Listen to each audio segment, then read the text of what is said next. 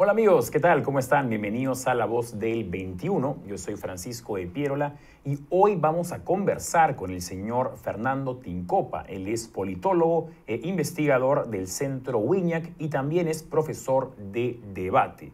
Fernando, buenas tardes, ¿cómo estás? ¿Qué tal, Francisco? Buenas tardes. Gracias por la invitación. Muchas gracias por acompañarnos. Bueno, el día de ayer hemos podido presenciar un debate televisivo entre los candidatos Fujimori, Mendoza, Forsyth, Urresti y Lezcano.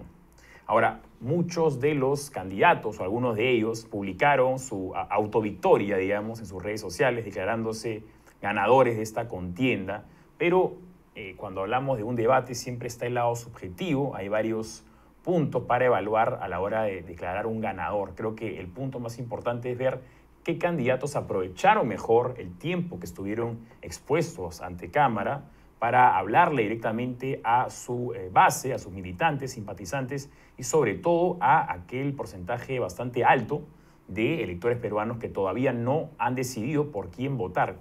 ¿Quién consideras tú que fue el candidato o la candidata que mejor aprovechó este momento para llegar a este grupo de personas? Sí, de acuerdo contigo. El debate lo podríamos dividir en dos aspectos para analizar respecto a lo técnico y lo político. Y como suele pasar la mayoría de veces, gran parte de lo político termina primando para definir quién gana y quién pierde.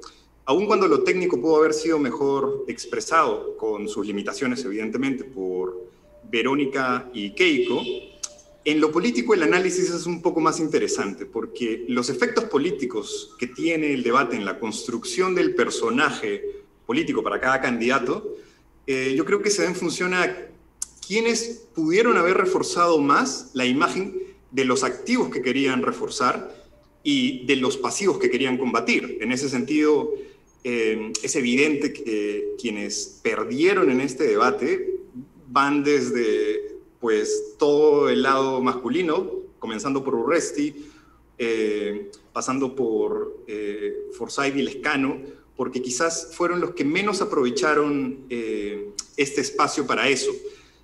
Y acá es un poco más complejo el análisis, porque uno podría pensar que, por ejemplo, Urresti construyó y reforzó el personaje que estaba cargado de más pasivos y no supo lidiar con él. A diferencia de Lezcano, que construyó un personaje quizás más enfocado hacia su electorado promedio y reforzar la imagen de una opción radical, nacionalista, cercana a la izquierda, que es atractivo para un electorado como, por ejemplo, el del sur y demás. Bien, pasando ahora ya tal vez de una manera más puntual a las propuestas que hicieron los 5 candidatos.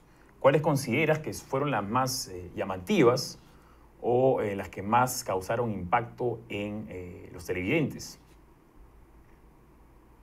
Aquí es interesante ver que el formato ayudó a que la percepción del televidente se enfocara justamente quizás en lo más trivial y poco profundo de las cuestiones, porque en un análisis reciente que estamos elaborando, por ejemplo, la cantidad de ataques personales concentró gran parte de las intervenciones y las respuestas. Muy pocas de las preguntas que hacían los panelistas eran respondidas en la primera intervención, e incluso en la segunda intervención los candidatos tenían dificultad para explicar una respuesta más o menos coherente acerca del cómo llevarían a cabo esas propuestas. Y sin embargo, habían algunos términos como ideas fuerzas que iban más a reforzar algunos capitales electorales de los candidatos, como por ejemplo Forsyth con la idea de la mismocracia, que fue repetida e incluso criticada por algunos porque representaba una muletilla, pero que en términos prácticos servía para aquel electorado al que le hablaba, que buscaba en él una opción que buscase diferenciarse del resto. Y en ese sentido pudo haber reforzado mejor su capital electoral. Verónica, por otro lado, también hizo un buen reforzamiento acerca de la idea de la importancia de la participación del Estado para subsanar problemas importantes en el país, y quizás hizo un poco más de engagement con aquel público que buscaba justamente ver en ella la opción de una posición muchísimo más intervencionista, la que podría competir cerca Lescano. Y en ese sentido, pues de pronto la visibilidad de los temas estuvo en función al grado de simplicidad con la que se enumeró estas ideas fuerzas y se repitió constantemente en el debate. Ahora, pudimos ver el día de ayer bastantes pullas, como tú bien mencionas, también enfrentamientos entre candidatos o que dedicaron su tiempo más que nada a pelearse o a defenderse más que exponer sus ideas.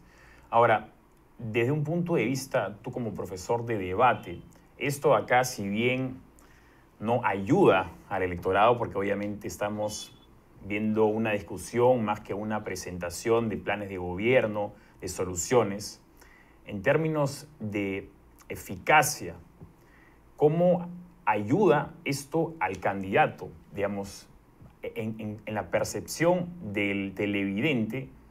Una persona puede determinar o no que un candidato ganó o perdió dependiendo su nivel de agresividad o su nivel de pullas o su nivel de defensa, más que necesariamente el contenido o los argumentos que presenta. Sí, de nuevo, depende del perfil que el candidato quiere construir o destruir. Nosotros hacemos focus group desde el año pasado para interpretar la percepción que tiene la gente acerca del perfil de cada candidato. Y, por ejemplo, vemos que los pasivos de algunos son bastante más relacionados con rasgos de su personalidad como autoritario, burlón, y cosas de ese tipo que, por ejemplo, caracterizan a Urresti dentro de la percepción popular y que, curiosamente, en este debate se ha encargado de reforzar.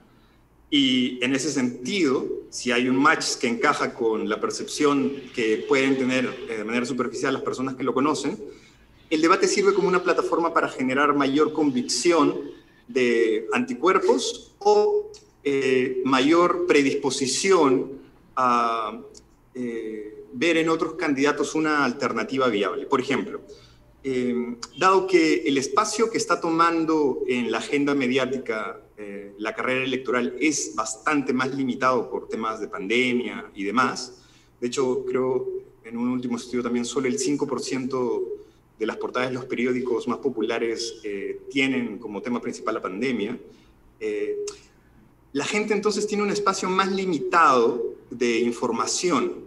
Así el debate entonces sirve como momento de toma de decisiones o predisposición para la decisión.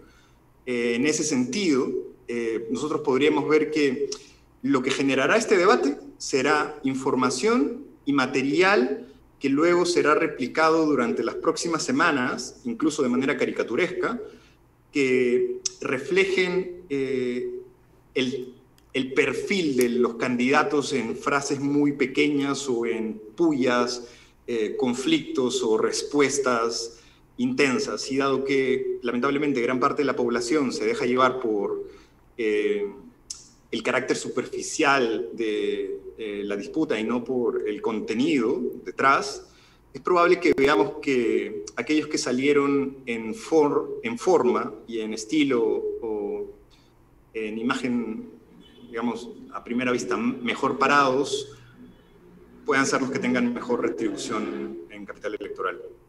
Bien. Hubo un candidato que estuvo invitado, en un momento confirmó su asistencia, pero a último momento decidió no asistir. Estamos hablando del señor Rafael López Aliaga. ¿Por qué no fue el señor López Aliaga? ¿Cuál es tu impresión? Bueno, no sabría sus razones particulares, pero seguramente su equipo le recomendó no ir. Y yo imagino que es porque sopesó que los costos que le generaría serían mayores. Si entramos en la justificación de esa decisión, uno podría pensar que sí, que fue una decisión, digamos, correcta para sus intereses, porque él está en una posición muy delicada y probablemente iba a ser blanco de ataques de los 5 candidatos de manera simultánea. Y viendo su performance y sus capacidades de respuesta, le iba a ser difícil atender a un formato como este, que exigía mucho de improvisación y de respuesta ágil y rápida, que no parece ser algo que lo caracterice. Demora mucho en articular una misma idea en un minuto y tiene dificultades para expresar cosas de manera, digamos, prudente, que lo hagan atractivo discursivamente para un gran electorado que está aún viendo en él una posibilidad con muchos anticuerpos. Ahora, este debate ha sido como una especie de antesala, tal vez, para los debates ya oficiales que se llevarán a cabo esta próxima semana. ¿Qué podemos esperar entonces o qué aprendizajes consideras que los candidatos que estuvieron presentes ayer van a poder llevar para los debates ya oficiales de la próxima semana? A ver, yo creo que lo que van a hacer muchos de ellos es dejarse llevar por algunas primeras impresiones que pueden o no estar equivocadas, como por ejemplo, dependerá de ellos decidir a qué electorado desean seguirle reforzando la convicción de votar por ellos o la posibilidad de tener en ellos una opción, porque, digamos, el espacio que les han abierto ahora marca los límites y la extensión de lo que pueden ellos proponer en términos prácticos. Probablemente las propuestas de Verónica, de Lescano, como propuestas radicales, compitan aún más en una especie de guerra fría en la que ambos estén buscando ser la opción para aquellos que buscan una propuesta de cambio, digamos, radical. Y de otro lado, las opciones moderadas tendrán como objetivo reforzar las ideas de ser una opción de centro dispuesta como para encajar dentro del estándar de alguien que no busca conflicto entre las partes y cosas por el estilo.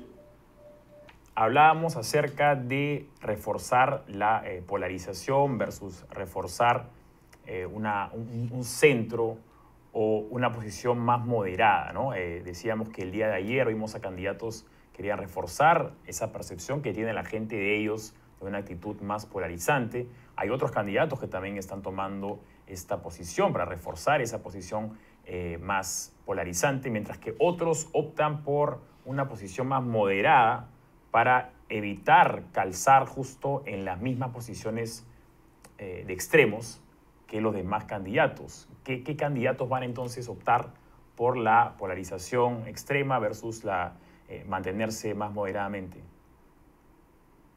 Yo creo que la estrategia para todos acá es polarizar con el contrincante de manera bastante fuerte e intensa. Todos plantean mostrarse como la alternativa viable que salvará al país y puede ser que caigan mucho en sesgos populistas en ese sentido. Pero quizás hay algunos que tienen bastante más clara que su única forma de pasar a segunda vuelta sea, por ejemplo, captando un electorado que busca propuestas más radicales que polaricen el espectro entre buenos y malos y los posicionen a ellos como parte de los buenos. En ese sentido, Lescano y Verónica probablemente vayan a tender naturalmente hacia la polarización, y algunos otros harán el intento como Urresti, pero probablemente, tal como yo espero, el debate les pasará factura y terminarán relegados en ese sentido. Ahora bien, las opciones de centro. Las opciones de centro tienen una dificultad bastante grande porque probablemente en primera vuelta no sean lo suficientemente atractivas como para generar un porcentaje unificado en un candidato que le permita sobresalir significativamente. Así entonces, Forsyth se convierte en una opción de centro que es una alternativa viable para pasar a segunda vuelta y que yo encuentro muy difícil que logre polarizar más allá de la diferenciación entre él y la clase política tradicional.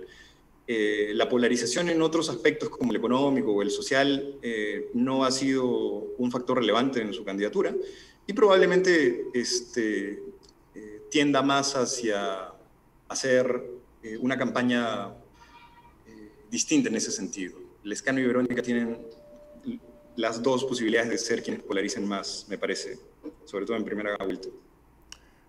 Muy bien, Fernando, muchas gracias por acompañarnos, muchas gracias por compartir con nosotros esta valiosa información. Genial, no te preocupes. Muchísimas gracias más bien a ustedes por invitarme. Hasta la próxima. Gracias. Conversábamos con Fernando Tincopa, él es politólogo e investigador del Centro Wiñac y también profesor de debate. Conversábamos acerca del debate presidencial televisado el día de ayer. Eso fue todo por ahora. Nos vemos la próxima acá en La Voz del 21.